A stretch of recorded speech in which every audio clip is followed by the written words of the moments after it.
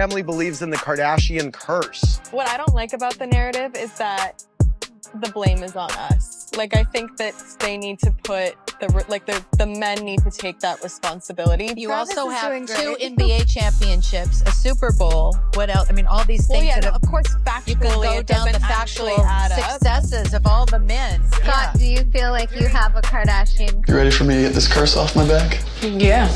Wait, what curse? The Kardashian curse. There's a curse? Anybody that's dated a Kardashian, including Rob, that's a boy. No way. I've never heard about this before, and I think Scott is going crazy.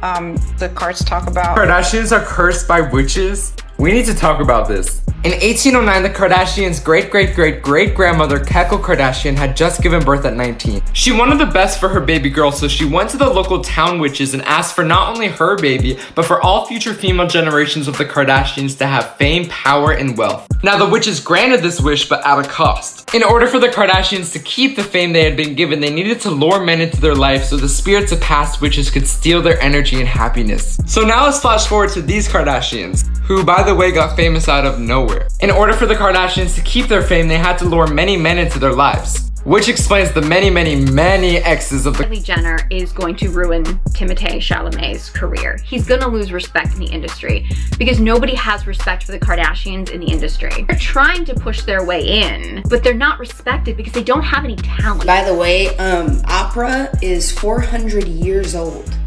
Ballet is 500 years old. Somebody named Timothée Chalamet had the nerve, big guy, by the way, had the nerve to say on camera that nobody cares about it. I'm sure you could walk into an opera theater right now, seats will be filled out, and nobody's saying a word as the performance is going because everybody has that much respect for it. There is an etiquette around opera. There is etiquette around ballet. It's amazing. It's an amazing theater medium. It's fucking beautiful. And people go there every day to the dance studio. Dancers show up 8 a.m., 6 a.m., whatever. They show up and they bleed every single day. Just because they have respect for it. They love it. They love what they do. It doesn't matter if the industry is having a tough time at any time, which a lot of industries have a tough time. Your industry has a tough time. My industry has a tough time. Doesn't mean people don't care about it. People care. The dancers care. The singers care. The audience cares. There's still an audience. You show up in a nice outfit, you sit and shut the up. That's the usual etiquette around those things. Maybe learn something from it. It's extremely tight tonight. I just gotta mention that, yeah. I'm told there's concerns about attacks from both the opera and ballet communities.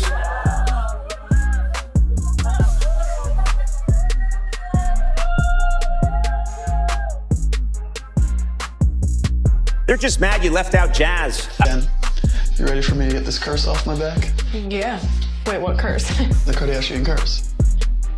There's a curse? Anybody that's dated a Kardashian, including Rob, that's a boy, has gotten cursed. After this last guy, I had to take matters into my own hands. And I found somebody who does, the card reading and really gets to the bottom of curses. So I was like, Kendall, come with me and let's figure this out and see if this is real or not. There's something going on in the water. There's no way. I've never heard about this before, and I think Scott is going crazy. So what would you like me to look at first? I feel like some curse has been put upon me, along with a lot of other men that I'm close. The Kardashian curse might sound like internet nonsense until you start looking at the receipts. Because right now, all eyes are on Timothée Chalamet, who just had one of the most humiliating nights of his career, and people are blaming his relationship with Kylie Jenner. We're talking Oscar loss, viral meltdown rumors, family tension caught on camera, and now, an alleged secret affair blowing up behind the scenes. And the wildest part? This isn't even the first time people think the Kardashian orbit has derailed a man's career. So the question is, coincidence, or is there actually something darker going on here? It was supposed to be the night that Timothée Chalamet finally claimed his place at the top of Hollywood. But instead, it turned into a night people are already calling the beginning of his downfall. Cameras caught the forced smiles, the tense whispers, the awkward energy sitting next to Kylie Jenner. And within hours, the internet had already decided what went wrong. Not bad luck, not tough competition, but something far messier, the so-called Kardashian curse. And once you start connecting the dots, an Oscar loss, rumors of a meltdown, whispers of cheating, even tension with his own family, it starts to look less like coincidence and more like a pattern people swear they've seen before. Because going into the night, everything was pointing to Timothée winning. The buzz was there, the campaign was aggressive, and insiders were practically calling it his moment. But then came the shock. Michael B. Jordan takes the award, and suddenly the camera cuts to Timothée looking off. Not devastated in a quiet, graceful way. More like visibly irritated, struggling to keep it together. Then the clips start circulating. Lip readers jump in, claiming he muttered, "I hate this," to Kylie while cameras were rolling, flashing a smile only when he realized he was being watched. Another moment shows him talking to his sister, Pauline Chalamet, allegedly asking her to go easy on Kylie twice. And that's when people really started raising eyebrows. Why would he need to manage tension between his girlfriend and his own family at the Oscars? The whole thing felt awkward, uncomfortable, and just a little too real for a polished Hollywood moment. You could practically feel the energy shifting in real time. This wasn't just a loss, it was an unraveling. And then came the backlash. Because while the loss alone might have blown over, the internet had already been side-eyeing Timothée after his comments about opera and ballet, basically dismissing centuries-old art forms like nobody cared about them anymore. That didn't sit well with, well, anyone. Artists, performers, fans, suddenly everybody had something to say. Clips resurfaced, commentary videos exploded, and even industry voices started dragging him. Jokes were flying, hosts were making subtle digs, and social media turned brutal fast. What started as disappointment turned into full-blown public humiliation. Within hours, the narrative flipped from robbed of an Oscar to maybe he had this coming. But just when it seemed like things couldn't get messier, the real bomb dropped. Reports started circulating about an alleged side relationship, one that supposedly overlapped with his entire time with Kylie. According to the claims, this wasn't a one-time slip, it was a full timeline. Messages dating back years, a delayed response that turned into ongoing communication, eventually leading to meetups, hookups, and even emotional involvement. And here's where it gets worse. The woman involved allegedly believed their connection was real, only to later find out he was publicly linked to Kylie at the same time. That kind of overlap? That's not just messy, it's explosive. Suddenly, this isn't just about an Oscar loss anymore. It's about betrayal, double lives, and the kind of drama that doesn't stay private for long. Which brings us back to the theory everyone keeps whispering about, the Kardashian curse. Now, to be clear, this isn't some confirmed reality.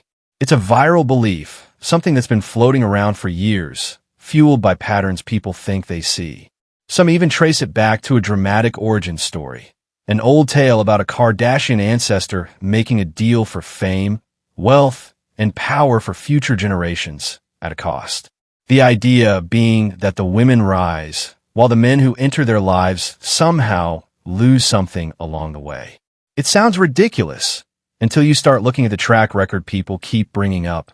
Take Lamar Odom, once a dominant force in the NBA, multiple championships, thriving career. Then after his relationship with Khloe, everything spiraled into personal struggles, addiction, and a near-fatal incident that shocked the world. Then there's Tristan Thompson, who went from respected athlete to being known more for scandals and cheating headlines than his performance on the court. James Harden even admitted one period tied to that circle was one of the worst times in his life. And of course, Kanye West, arguably one of the biggest names in music, whose life post-relationship became a whirlwind of controversy, public breakdowns, and financial fallout. Then you have Scott Disick, whose struggles with addiction and personal loss played out very publicly during and after his time with the family. In every case, people point to the same narrative before and after. Success, then chaos. So now all eyes are back on Timothée.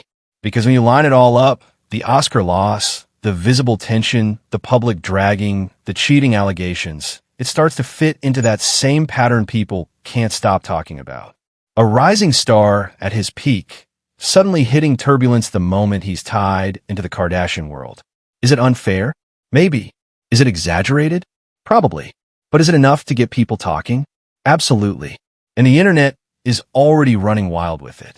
Comments like "she drained his aura," "another one bites the dust," and "the curse strikes again" are everywhere.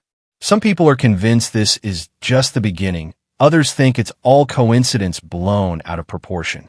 But one thing's for sure, Timothée's name isn't being talked about for his performance anymore. It's about the drama, the relationship, and what happens next. So now the question is this just a rough patch for a young actor under pressure? Or is he really the latest name added to a pattern people swear is real? Because if history has anything to say about it, this might not be where the story ends.